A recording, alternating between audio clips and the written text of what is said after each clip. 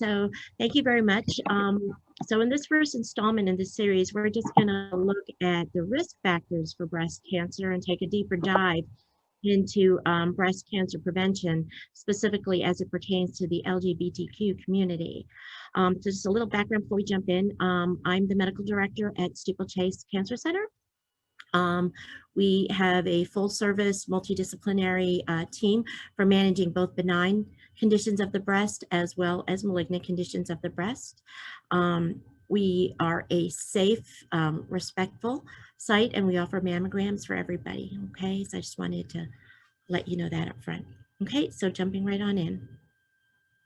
I can get my computer to work. All right. Okay, now I can't get my computer. Okay, so this screen just depicts some of the risk factors in general for breast cancer for everybody. That everything from the biggest risks for getting breast cancer are just having female gender at birth and getting older. Okay, that being said, there are other risk factors. Some of them are controllable and some of them are not controllable. Okay, so I just wanted to, at the top of the screen here, you have the risk factors for breast cancer that are beyond a person's level of control, such as their genes, whether or not they have early menarche, their family history, late menopause, exposure to radiation, and then you have factors on the bottom which are controllable. Now, I am going to talk more today about these, particularly at this end of the spectrum, which have to do with lifestyle choices, as well as, some down here which have to do with hormone, which pertain a little more to the LGBTQ community. And we'll go forward. Okay, so let's talk a little bit about tobacco. Tobacco is a risk factor for breast cancer. How does it work for increasing your risk for breast cancer? It increases the amount of inflammation to the cells in the body. Nicotine is a carcinogen, and particularly it increases your risk for lung cancer as well as breast cancer, as well as heart disease and stroke, just by the inflammatory changes that it acts on the nucleus of cells. So, true or false, there is no difference in tobacco use in the LGBT community than there is in the general population in the United States. So everyone just think about that. I don't know, Caitlin or Haral, if we can do showing of hands. Yeah, if anybody just wants to drop the answers in the chat box. So we have false by Nancy, false by Dominique as well. Most people saying false to that.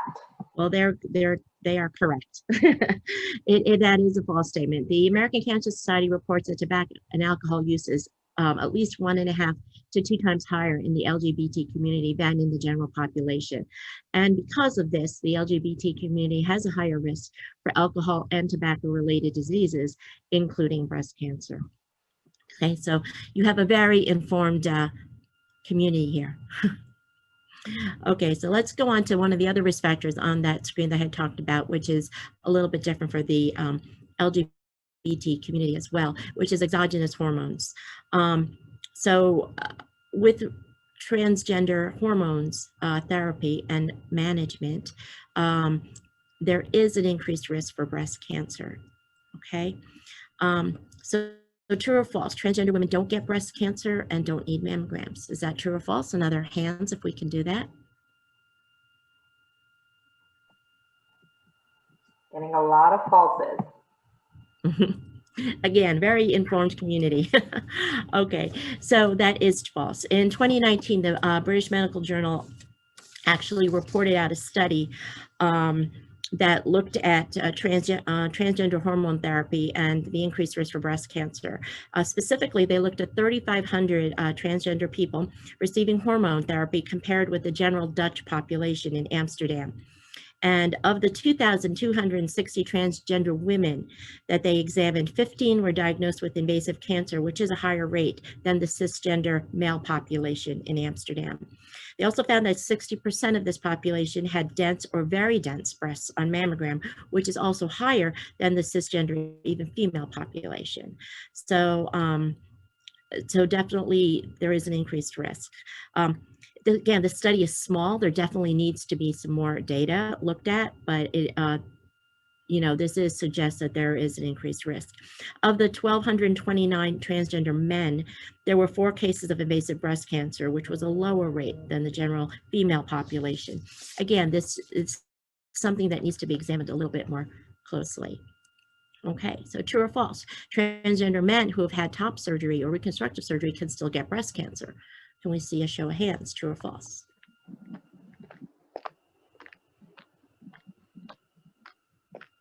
So what does the community say here? True or false? We're getting a lot of trues on this one, Dr. Liu. Oh, they don't need to talk. Everybody knows everything. Okay, this is true. There, some breast tissue does remain even after top surgery and reconstructory, and this is still susceptible to developing breast cancer. So you should get an exam once a year at least, and in the armpit as well. Also, excess testosterone in the body can be converted into estrogen and may increase the risk for breast cancer. Again, the study that I just quoted did not find that there was an increased risk, but there still may be. Again, that study was a single study. There definitely needs to be more, but it's something that is food for thought. Okay. So the next question is obesity, which is kind of the American epidemic. Whether the LGBT community or the non-LGBT community, obesity is a problem. 70% of all Americans are either overweight or obese by definition. Now, what does that mean? Overweight means that your BMI is between 25 and 30, and obese means that your BMI is greater than 30. Okay. There have been studies that show that the LGBT community is at an increased risk for obesity and poor eating habits.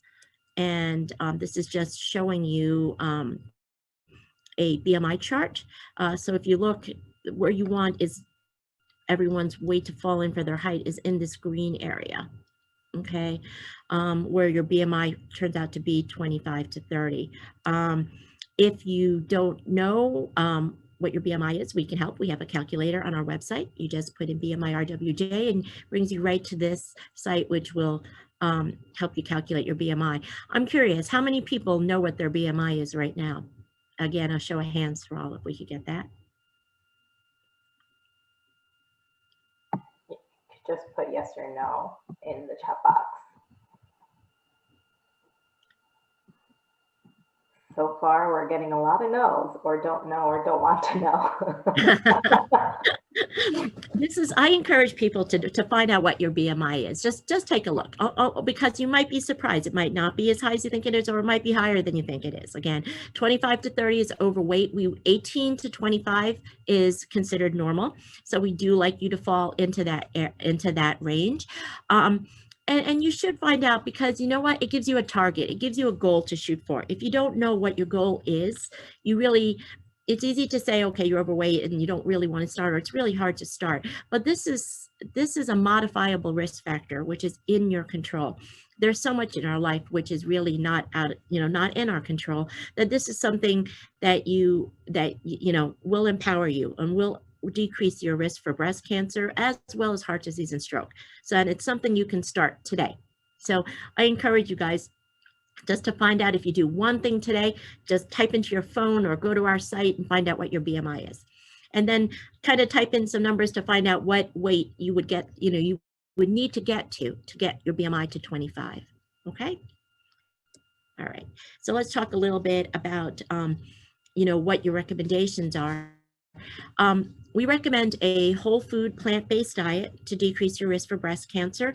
What does that mean? That means that 2/3 of every meal that you eat should come from some sort of fruit, vegetable, or grain.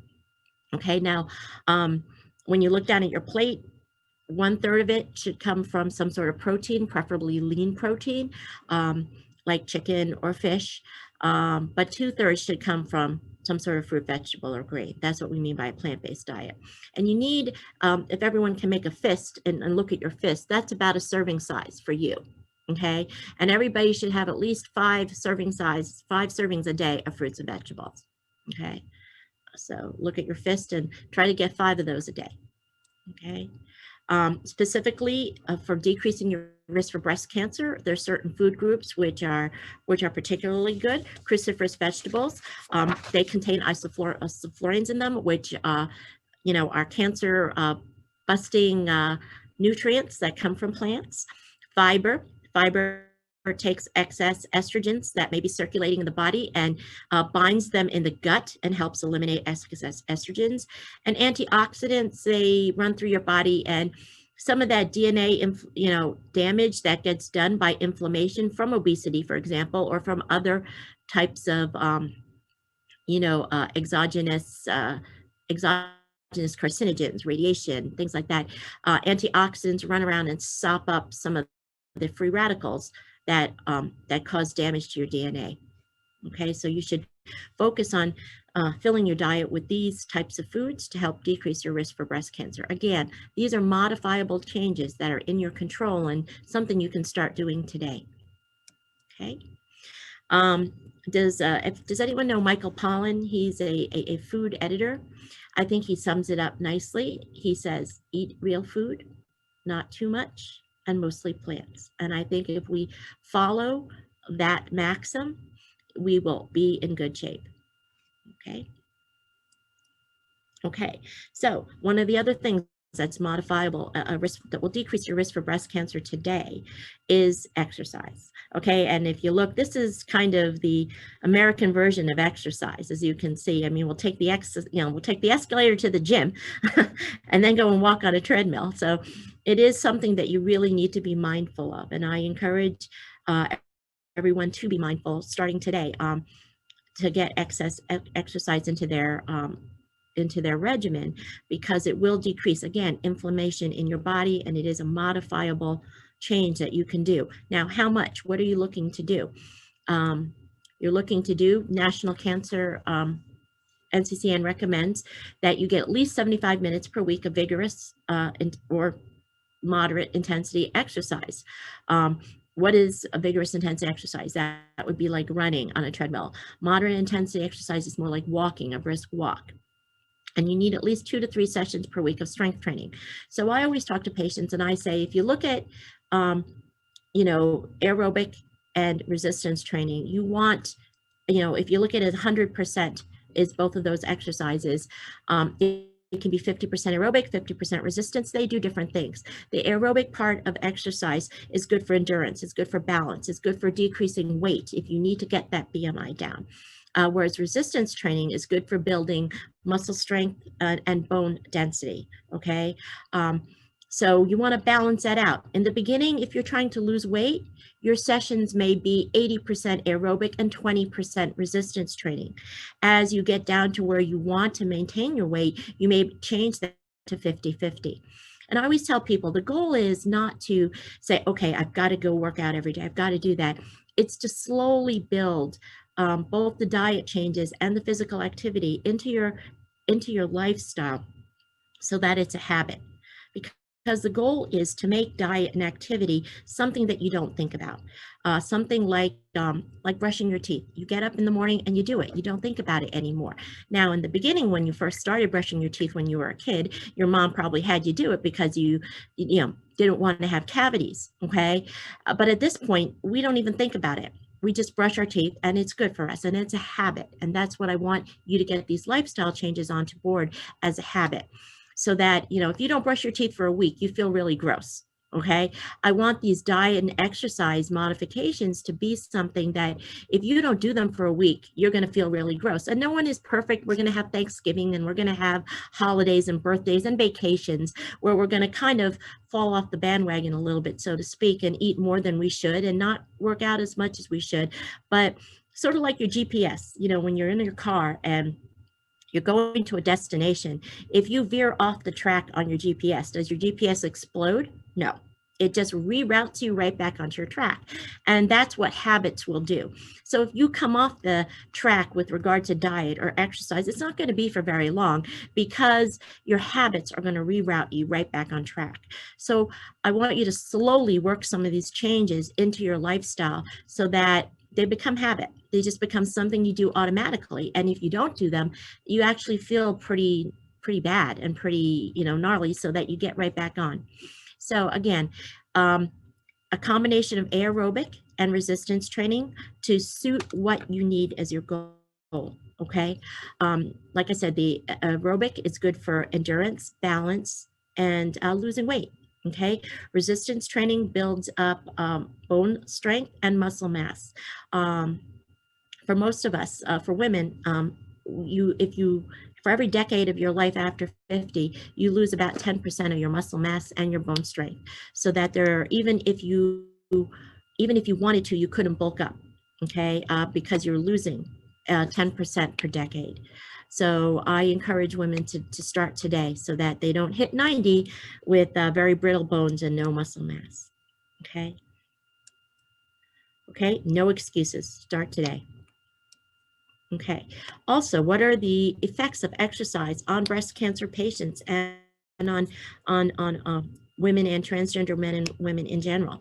It increases your bone density, increases the quality of your sleep, your self-image, and for women who are actually, and men who are actually have cancer, it increases your ability to stay on treatment.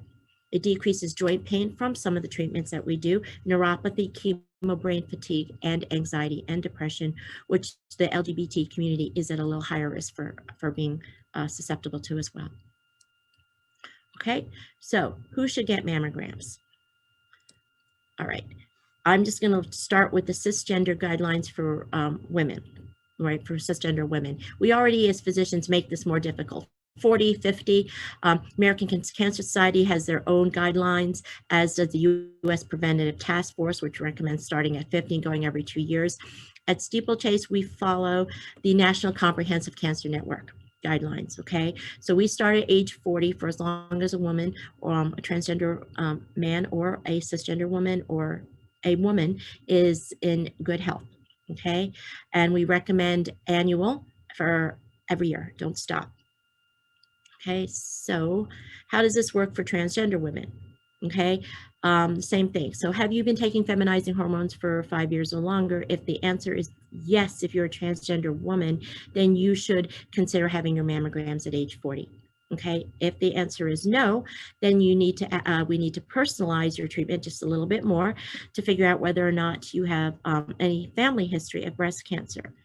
Okay, if that's the case, you may be recommended to have mammograms starting at age 40, and it's definitely something you need to talk about with your provider. And if the answer is no, that you don't have a family history, then presently for transgender women, the guidelines are not to have mammograms right now, but to consider them, okay? And what about for transgender men? Again, a little bit complicated. It depends on whether or not you've had any surgery, top surgery, and if you had and you still have, you should still have some breast tissue, then you should still get exams. If you have not had surgery, you definitely should have your screening starting at age 40 and going forward, okay? Okay, so I go back to those controllable and uncontrollable risk factors. They exist for everybody, okay, LGBT community included, as well as non-LGBTQ community. We talked about the controllable risk factors mostly related to diet, okay, and activity, but also you should be aware that lesbians have a higher incidence of breast cancer because they have had, many have had no children, okay, which increases their risk as specifically for getting breast cancer as well. In addition to the hormone, the tobacco use, which we have to be aware of, and if possible, join a tobacco quit program. We have one at Steeplechase as well, which is available to everybody. And watch out for breast density as well. Okay. Okay, so what should you be doing starting today? What's the prescription? Okay, I just want to, people who, my patients and my people who know me know that I love football. I'm a huge Giants fan. So I relate everything back to football into some way for me. And I like to develop what we call a team's strategy. Okay, tobacco quit for the LGBT community, tobacco quit today. If you can, if you are, if not, if you don't smoke, great, keep it that way. Eating well, go the plant-based whole food diet, at least 5 servings of fruits and vegetables a day to keep that BMI at 25 or lower. Okay, move more, same thing, combination of aerobic as well as resistance training to do exactly that as well, keep the BMI at 25 or lower. Okay, and surveillance. Surveillance means get in to see your doctor, okay, and have that discussion about risk factors. There's nowhere that personalized risk assessment is more important than for the LGBT community, okay? We have a very good, excellent clinic here, Babs Hipperstein Proud Center. We are, I believe, the only one in the state, okay, where you can get safe, dignified, respectful care, okay, starting today. Okay, so again, this is a team effort. Beating cancer, staying healthy, it's a team effort, and it's better if we do it all together. Okay, thank you. Okay, We'll launch the second poll to see how much you all learned. Here we go. So you guys have another minute to answer the questions, and then feel free to drop any questions that you have for Dr. Liu in the chat box, and we'll read them off right after the evaluation survey.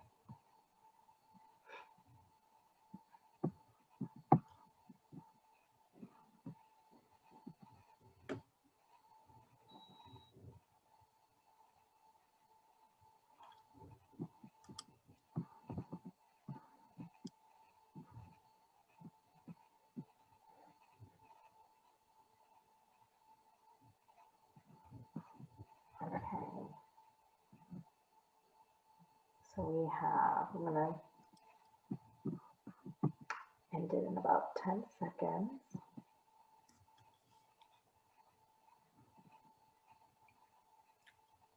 And then we can go over the questions. Okay, so I guess let's go through them real quickly. Some members of the LGBT community have a greater incidence in later stage of diagnosis.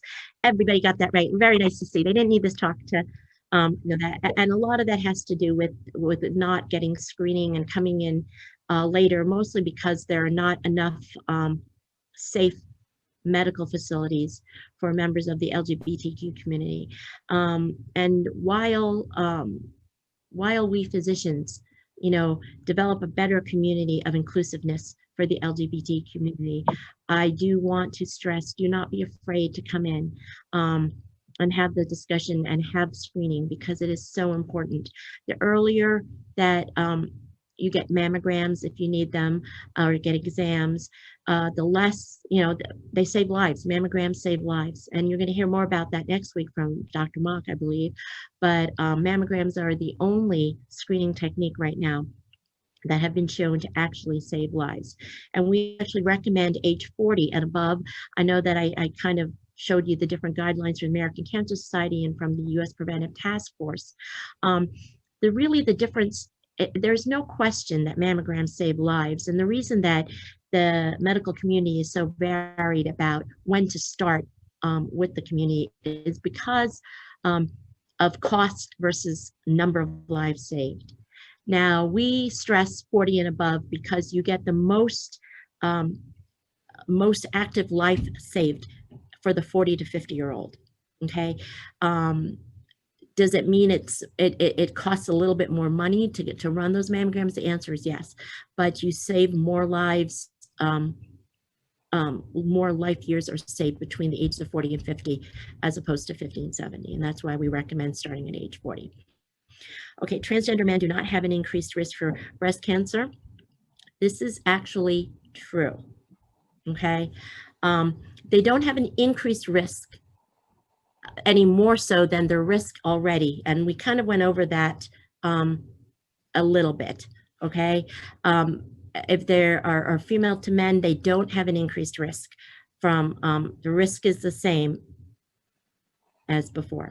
So increased breast density increases a person's risk for breast cancer, and that is true. And everybody got that one right. Second question was kind of a trick question. you know, it's not an increased risk. They have a risk that they started with, but it's not increased over that. And then one last poll before we get into questions is the presentation evaluation. If you guys can please fill it out, I appreciate it. I'll give that another like 30 seconds and then we can hop right into the questions.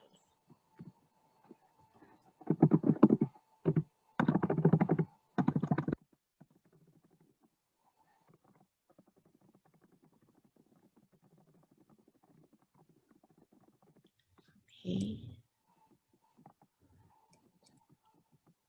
I thought I launched it and I apologize. Here we go.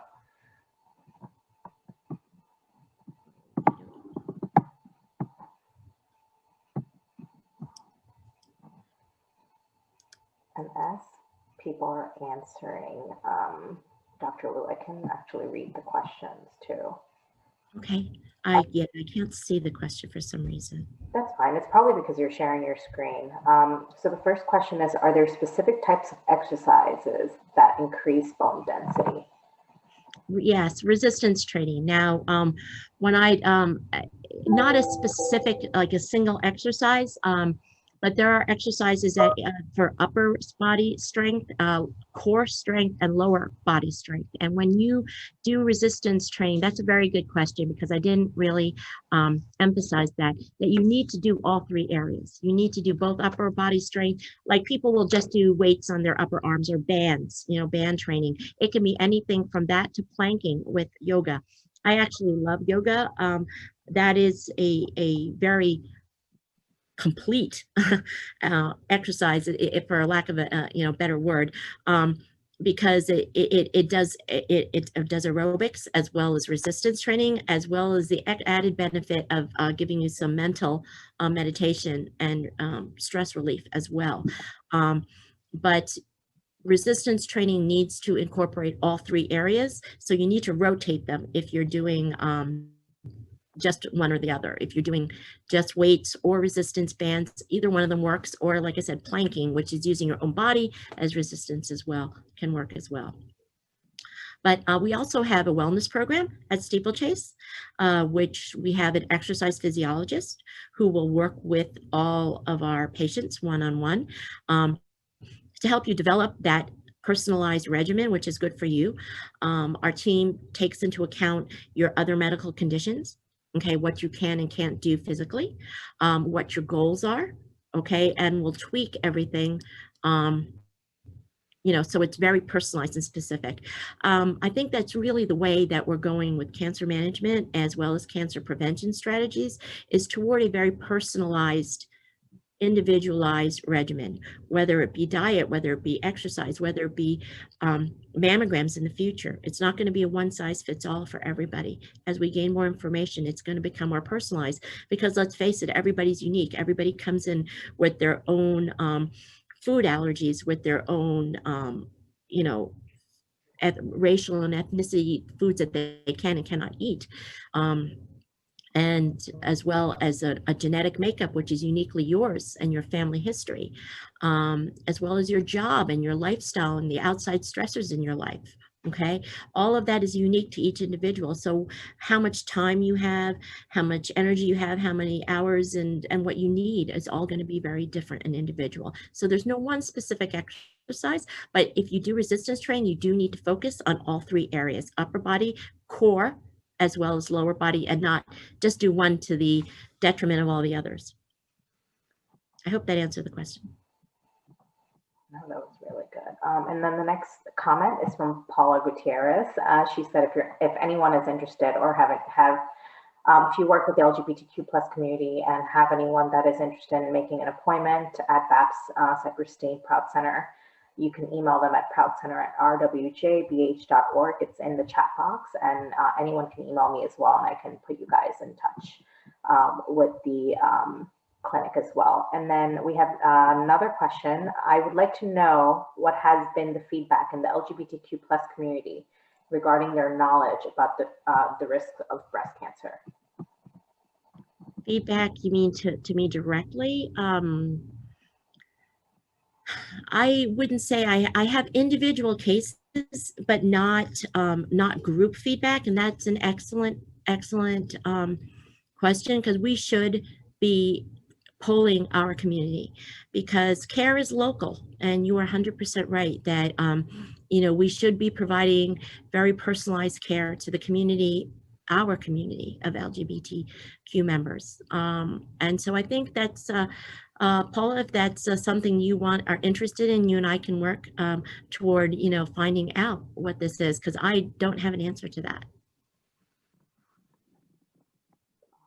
And then the next question is, how do you address questions that people have about whether medically administered hormones cause cancer? Medically administered hormones, like anything else, like we looked at that small Danish study or Dutch study there. There is a slight risk for transgender females, but not transgender males. I encourage people, just like when cisgender females ask me about hormone replacement therapy, which has clearly also been shown to have an increased risk for breast cancer. Life is not, it's full of people say, almost never say never is what I say. It's full of people who have absolutes, but truthfully, life is more about shades of gray, and it depends on what you need to conduct your own life. If you need to take exogenous hormones to get to where you need to be, because gender dysphoria, for example, is no way to live. Okay. And if you need to take hormones to get to that point where you need to be, as long as you understand the risks and are willing to accept those risks, then I, as a provider, I'm here to help you as any way I can to balance everything else in your life, because that's what really life is all about. It's a balance. And I am not here to say you shouldn't do this or you absolutely can't do that. For example, if someone has had breast cancer, I will tell them that taking exogenous hormones will increase your risk for a second cancer. There's no question about it. But only somebody can weigh the risks and benefits for themselves. And, you have to live with those choices. The only time I would probably say never to that is if we have somebody on an anti-hormone after breast cancer treatment and they want to take a hormone. Those are two medicines that are competing with each other. And I would say we can't do both. We're going to have to do one or the other, but we can't do both. But in general, I don't make decisions for most of my patients. I'm here to help you as much as I can by informing you, giving you information, empowering you with knowledge. Because really, for example, we have a risk of a car accident every day we get in a car. Does that mean I'm going to drive a horse and buggy to work? No way. So we accept some of the risks that come along with things in life, and that's just life. And, I embrace, helping people as much as I can, just knowing the numbers and helping them get to where they need to be to live a self-fulfilled and happy life. Great. We don't have any additional questions. Paula did say absolutely she would be more than happy to work with you. Very good. We're going to do it. We're going to start polling our community and providing better services, because we're going to have more information. Absolutely.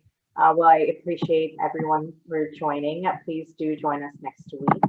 Again, next Wednesday on December 9th at noon, Dr. Mock and Alicia Rogers, who's an APN at the Health Center, will be talking about screening for breast cancer in the LGBTQ plus community as well.